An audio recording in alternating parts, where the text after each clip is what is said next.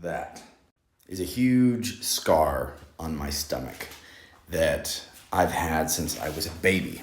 And this scar has caused me to feel very insecure about my looks for a lot of my life. When I used to go to the swimming pool as a kid, I used to fold my arms over my scar so people wouldn't see it. And then I would flex my muscles as big as I could.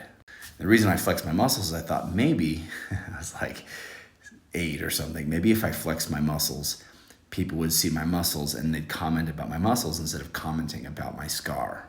It's really hard to figure out exactly why we do things from a psychological point of view, but throughout most of my life, I have exercised a lot. Lots of lifting weights, lots of cardio. I've never allowed myself to become overweight, not even close. And a lot of that may be due to when I was younger feeling insecure about the way that I looked.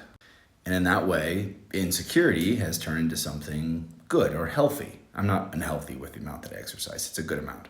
Something similar happened with my grades in school.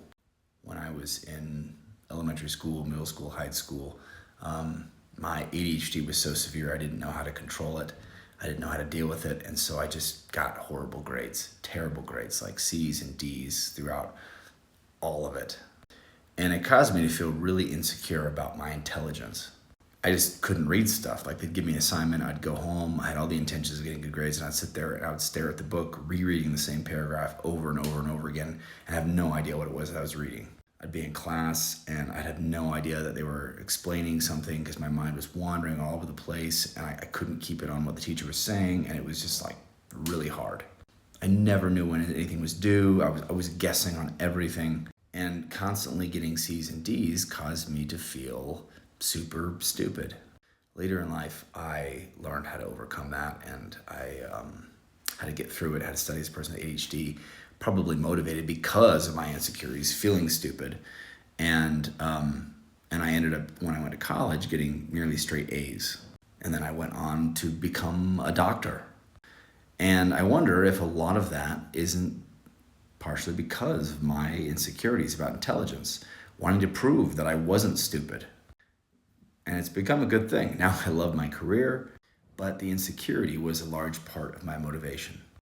Now, it would be nice if we as humans could be motivated by things other than our insecurities. But oftentimes, that is what motivates us to take action, to do things, to improve our situation, to be healthy, to study hard. We always view insecurities as bad things. But if you think about it, I mean, it's our insecurity about not having a house is why we have a house. It's our insecurity about not having any money. This is why we have a job. It's our insecurities about being alone, which is possibly why we seek out relationships. Insecurities aren't all bad. Now, they can control us if we let them.